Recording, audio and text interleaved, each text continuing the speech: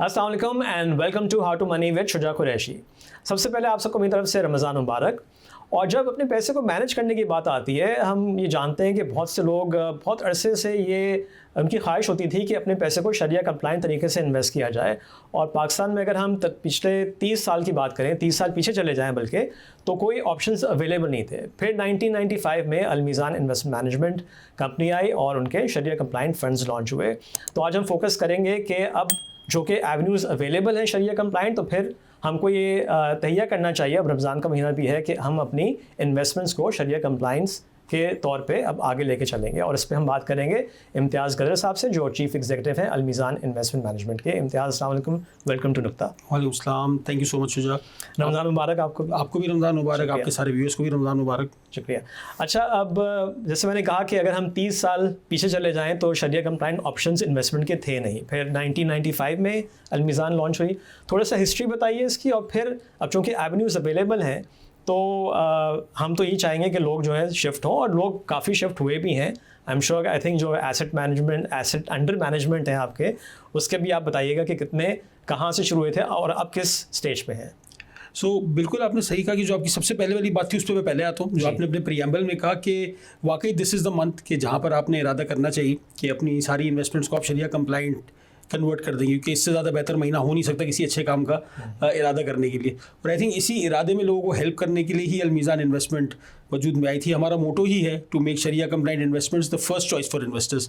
तो अगेन जिस ग्रुप से अलमीज़ान वाबस्ता है, उसकी मीज़ान ग्रुप से obviously they are the flag bearers कि जिन्होंने सारा इस्लामिक फाइनेंस का सारा स्टार्ट किया पाकिस्तान में, तो वो रेवोल्यूशन वहीं से स्टार्ट हुआ। Al Meezan was also one of those initiatives जहाँ पर आपने देखा कि इन्वेस्टमेंट की साइड पे सारे जो इस्लामिक एवेन्यूज़ हैं वो हमने प्रोवाइड किए।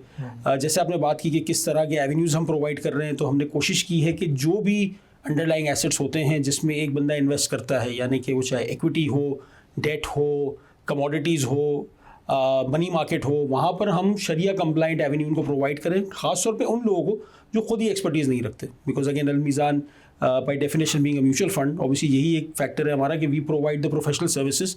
जो कोई बंदा अगर वो टाइम या एक्सपर्टीज़ नहीं रखता तो अलमीज़ान के थ्रू उसमें इन्वेस्ट करते हैं। अल्हम्दुलिल्लाह, अल्लाह हैज़ बीन काइंड। दिसंबर 2025 जो हमने क्लोज किया तो हमारे assets under management were very close to 725 billion rupees, which is the largest asset management in Pakistan. तो जो आपने बात की कि लोगों के पास 30 साल पहले ऑप्शन नहीं होता था, वहाँ से ये मार्केट वहाँ तक पहुँच गई कि इस वक्त एक शरिया कंप्लाइंट कंपनी जो है वो एक कन्वेंशनल इकॉनमी, जैसा आपको पता है कि हमारी बैंकिंग डिपॉजिट्स का तो शायद 20 से 25% इस्लामिक होगा, लेकिन जो इन्वेस्टमेंट एवेन्यूज़ हैं उसमें शरिया compliant asset management company is the largest asset management company in Pakistan, which just shows कि इस प्रोडक्ट की डिमांड कितनी थी और एक बड़ी लेटेंट नीड थी जिसको अलमीज़ान ने फुलफिल किया है। अच्छा इम्तियाज़, अब ये बताइए कि जो डिफरेंट फंड्स हमारे पास हैं, उसमें चाहे इक्विटी हो, फिक्स इनकम साइड पे हो, कमोडिटीज़ हो, अक्सर लोगों का ये एक ख्याल है, और ये इसको मिथ अगर है तो उसको आप अभी इसके बारे में बताइएगा, कि जो रिटर्न्स हैं वो शरिया कंप्लाइंट फंड्स के कम हैं when we compare it with conventional funds. क्या ये सही है? नहीं, इसमें कुछ हद तक तो मिथ डेफिनेटली शामिल है, क्योंकि पहले तो आपको समझना पड़ेगा शरिया कंप्लाइंट फंड या कन्वेंशनल फंड कर क्या रहा है। ये आपको उस अंडरलाइंग एसेट क्लास का जो रिटर्न है वही डिलीवर कर रहा है। अब अगर मैं इक्विटी की बात कर लूँ खास तौर पे, तो इक्विटी क्या कर रहा है, आपके उन स्टॉक्स में इन्वेस्ट करवा रहा है आपको शरिया कंप्लाइंट हुए जिनका बिजनेस अंडरलाइंग हलाल है, और इसके अलावा उसकी बैलेंस शीट भी by definition come risk carry करती है। तो उसका नतीजा जो निकला है पिछले, अगर हम 17 साल से देखें, KMI 30 जो इसका बेंचमार्क इंडेक्स है, जब से वो लॉन्च हुआ है, उसका अगर आप ट्रेंड देखेंगे तो एक्चुअली 11 सालों में आउट ऑफ द 17 ईयर्स उसने KSE 100 को आउट परफॉर्म किया। तो अगर आप इक्विटीज़ की हद तक देखेंगे तो ये डेफिनेटली एक मिथ है कि शरिया कंप्लाइंट फंड्स में इन्वेस्ट करने की वजह से आपको कोई उसमें नुकसान होता है। बल्कि इनफैक्ट जैसे मैंने कहा कि क्योंकि हमारी इकोनॉमी में इस तरह की वॉलेटिलिटी के राउंड्स बहुत ज़्यादा आते रहते हैं, तो इनफैक्ट ऐसी कंपनी में इन्वेस्ट करना, क्योंकि जो शरिया कंप्लाइंट फंड होता है वो उन कंपनीज़ को डिस्करेज करता है या मना करता है जिसका लेवरेज बहुत ज़्यादा हो, इसका इंटरेस्ट बेरिंग लेवरेज बहुत ज़्यादा हो, तो उसको प्रमोट नहीं करता। तो नेचुरली एक सेफगार्ड उसके अंदर आ जाता है कि जब वॉलेटिलिटी आती है तो ऐसी कंपनीज आउट परफॉर्म करती हैं कंपेयर टू दोज कंपनीज जिसमें इंटरेस्ट बेरिंग डेट बहुत ज़्यादा हो। तो एक तो ये मिथ वहाँ से तो KMI 30 और KSE 100 से बिल्कुल एड्रेस हो जाती है। इसके अलावा जो कमोडिटी फंड्स हैं, बिकॉज ऑब्वियसली जो कमोडिटी फंड आपको एक्सपोजर दे रहा है वो अंडरलाइंग गोल्ड पे ही दे रहा है, तो वहाँ पर थ्योरेटिकली कोई फ़र्क नहीं होना चाहिए। In fact because Sharia compliant fund में आपको डिलीवरी लेनी होती है, इसलिए आपको कोई भी मार्जिन की वॉलेटिलिटी वगैरह फेस नहीं करनी पड़ेगी, जो अक्सर डायरेक्ट इन्वेस्ट करने वालों को फेस करनी पड़ती है। तीसरी मार्केट ज़रूर है, वो है फिक्स इनकम की market. That is also market जहाँ पर एक काम हो रहा है, क्योंकि वहाँ पर रेट्स डिमांड सप्लाई के साथ डिटरमाइन होते हैं। क्योंकि इस्लामिक एसेट्स की थोड़ी कमी रही है पाकिस्तान में, तो जनरली हमने देखा है कि उस पर कॉम्पिटिशन क्योंकि ज़्यादा होता है तो कभी कभार उसका रेट कन्वेंशनल से कम भी रहता है। आई एम सेइंग दिस ताकि एक फुल डिस्क्लोजर सारे आपके लिसनर्स के लिए हो। बट अगेन 2 चीज़ों का हमें ख्याल रखना है, एक ये कि एसेट्स की सप्लाई क्योंकि बढ़ रही है तो आई थिंक ये गैप क्लोज होगा, और दूसरी बात ये है कि in any case over the next 2 years government of Pakistan का प्लान है कि पूरे सिस्टम को ही इस्लामिक लेके जाना है। तो अगर कोई शॉर्ट टर्म उसके अंदर शॉर्ट डिफरेंस ऑफ रिटर्न आ भी रहा है तो it's a matter of time, it will go away because of 2 things. एक तो एसेट्स बढ़ रहे हैं, जो सुकूक की सप्लाई है वो बढ़ रही है, दूसरा सिस्टम पूरा कन्वर्ट हो रहा है टू इस्लामिक। अच्छा, जैसे बताइए कि जब आपके पास लोग आते हैं इन्वेस्ट करने के लिए, तो अब जैसे मैं कुछ सवाल पूछ रहा हूँ बहुत बेसिक से कि जी फ़र्क बताएं ये, तो शरिया कंप्लाइंट बस वो फुल बिलीव कर लेते हैं कि हाँ ये है, या काफ़ी सवाल जवाब होते हैं और अभी भी कुछ कॉमन कंसर्न्स नज़र आते हैं, तो उस पर कोई आप लोगों ने अपना वो होमवर्क किया है कि हाँ ये सवाल बहुत आता है कि जब लोग आते हैं फ्रॉम कन्वेंशनल और कन्वर्ट कर रहे होते हैं टू शरिया कंप्लाइंट? तो इसमें 2 तरह के लोग आते हैं। एक वो है जो कि एडवाइज़र के नाम को ऑब्वियसली बहुत ज़्यादा वेट देते हैं, because obviously at the end of Sharia adviser क्योंकि उनके लिए बहुत इंपॉर्टेंट होता है कि कौन है जो सर्टिफाई कर रहा है कि ये सारा इस्लामिक है, क्योंकि एक नॉर्मल इंसान की इतनी ज़्यादा अंडरस्टैंडिंग नहीं होती कि वो खुद इस चीज़ का बिल्कुल हतमी फैसला कर सके। तो एक एलिमेंट तो वो वाला होता है कि credibility of the Sharia adviser एक बहुत बड़ा रोल प्ले करती है लोगों के डिसीजन में, बट उसके साथ ही लोग ये डिफरेंसेस को समझना चाहते हैं। तो जैसे हमने अब उसके लिए ये किया हुआ है कि जो डिफरेंसेस हैं हमारी वेबसाइट में भी अवेलेबल होते हैं। जैसे अक्सर लोग आके पूछते हैं कि ये स्टॉक कंप्लाइंट है और इसी सेक्टर का दूसरा स्टॉक कंप्लाइंट क्यों नहीं है। अब जो बिजनेसेस बहुत क्लियर करते हैं कि अगर कन्वेंशनल बैंकिंग है, अल्कोहल है, तो उस पर तो लोगों को काफ़ी लोगों को अंडरस्टैंडिंग होती है। बट प्रॉब्लम ये आता है कि एक टेक्सटाइल कंप्लाइंट है, एक नहीं है, एक फर्टिलाइजर कंप्लाइंट है, दूसरा नहीं है। तो उसकी जो डिफरेंसेस हैं वो सारे हम अपने वेबसाइट पर इसीलिए रखते हैं कि लोगों को वो अवेयरनेस भी दे कि अगर कंपनी बहुत ज़्यादा लेवरेज होगी, कंपनी की इनकम का बहुत बड़ा परसेंटेज इंटरेस्ट इनकम से आ रहा होगा, और उसके 2-3 और क्राइटेरियाज हैं जो टेक्निकल में मैं भी नहीं जा रहा, बट वो सारे हम डिफाइन कर देते हैं। इसके अलावा अब PSX भी बहुत इसके लिए हेल्प कर रहा है कि PSX अपना एक KMI ऑल की सारी स्क्रीनिंग करके एक इंडिपेंडेंट बॉडी आपको लिस्ट दे देती है कि जो स्टॉक एक्सचेंज में जितने स्टॉक्स लिस्टेड हैं उनमें से ये सारे स्टॉक्स हैं जो शरिया कंप्लायंस के अग्रीड क्राइटेरिया को मीट करते हैं। तो बिल्कुल लोग दोनों चीज़ें देखना चाहते हैं। एक शरिया एडवाइजर की credibility is definitely number 1, but जो लोग इसको समझना चाहते हैं उसके लिए काफ़ी सारा लिटरेचर अवेलेबल है कि वो उसको खुद भी समझ सकते हैं। अगर आपको ये वीडियो पसंद आ रही है तो अभी सब्सक्राइब करें। वैसे भी अगर हम देखें तो PSX जो है वो आई थिंक 6 महीने में रिव्यू करती है कंपनीज़ का, और फिर वो एक नई लिस्ट आती है कि ये कंपनी शरिया कंप्लाइंट हैं, या अगर वो शरिया कंप्लाइंट से बाहर निकल रही हैं तो वो भी फिर अपडेट हो जाता है PSX की वेबसाइट पे। एग्जैक्टली हर 6 मंथ्स में KMI ऑल की जो लिस्ट आती है वो आपको बता देती है कौन सी कंपनीज हैं। उसके अंदर से KMI 30 भी ड्राइव होता है, but that is more to do with the 30 most liquid investable companies. But आपको KMI ऑल की पूरी लिस्ट हर 6 महीने बिल्कुल आपने सही कहा आपको मिल जाती है। अच्छा ना, अब अगर यहाँ से हम थोड़ा सा वैसे तो सुकूक की मार्केट जैसे आपने कहा डेवलप हो रही है आहिस्ता आहिस्ता, एसेट ज़्यादा अवेलेबल हैं, तो गोइंग फॉरवर्ड क्या ये अभी ये भी है कि शायद कन्वेंशनल साइड पे जो फिक्स इनकम साइड के जो फंड्स हैं शरिया कंप्लाइंट, उनका रिटर्न थोड़ा सा कम होता है फ्रॉम द कन्वेंशनल फंड्स?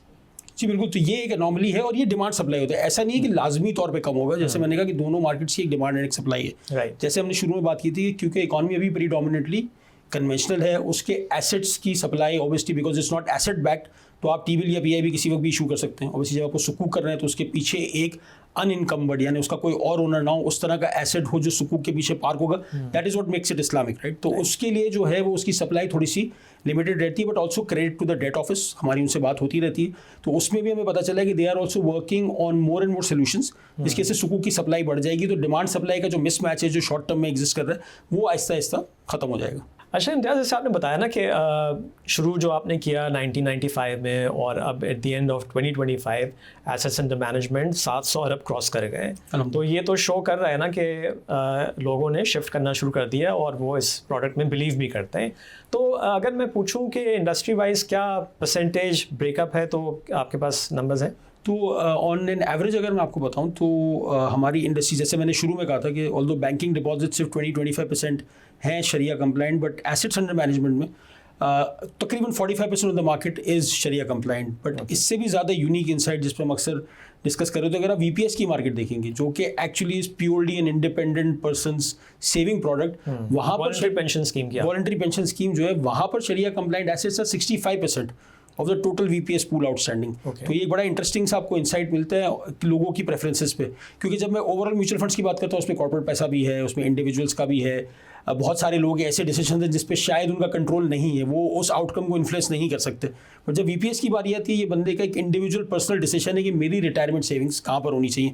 तो वहाँ पर बड़ा क्लियर एक प्रेफरेंस नज़र आती है पाकिस्तानियों की कि 65% जो है वो शरिया कंप्लाइंट में है। और सबसे ज़्यादा यूनिक बात मैं इसमें हर दफ़ा ऐड करता हूँ कि चंद कन्वेंशनल बैंक के सीईओज का भी वीपीएस इस्लामिक है और हमारे पास है। तो हम उनसे पूछते भी हैं कि आपका डे इन डे आउट, कहते हैं वो अलग है और ये आखिरत की तैयारी है। तो ये just to give that insight कि हम जब नंबर्स को देखते हैं इकोनॉमी में, तो बड़ा क्लियर प्रेफरेंस है।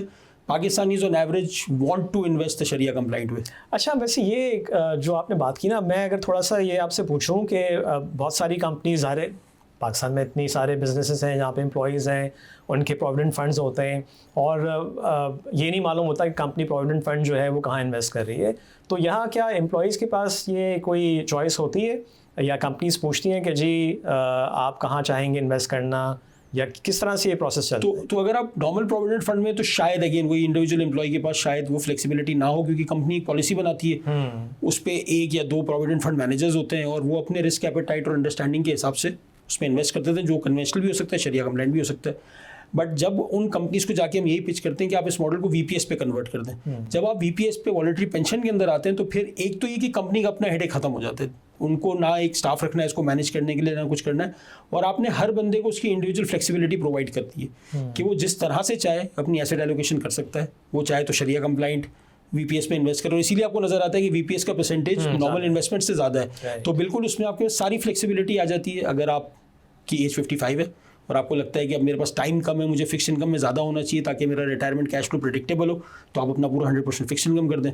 आपकी एज 25 है, आपको लगता है नहीं मेरे सामने तो भी 35 ईयर्स है और मुझे तो ग्रोथ में पार्टिसिपेट करना चाहिए और कंपाउंडिंग का फ़ायदा उठाना चाहिए, आप 100% इक्विटी चले जाएँ। तो जब वीपीएस में जब भी कंपनी कन्वर्ट करती है, तो वो अपनी सारी फ्लेक्सिबिलिटीज़ एम्प्लॉयज़ को ट्रांसफर कर देती है, अपनी रिस्पॉन्सिबिलिटी भी खत्म कर लेती है, अपना ओवरहेड और फिक्स कॉस्ट भी खत्म कर लेती है, सारा कुछ पास ऑन कर देती है to a professional pension fund manager like Al Meezan और एनी अदर।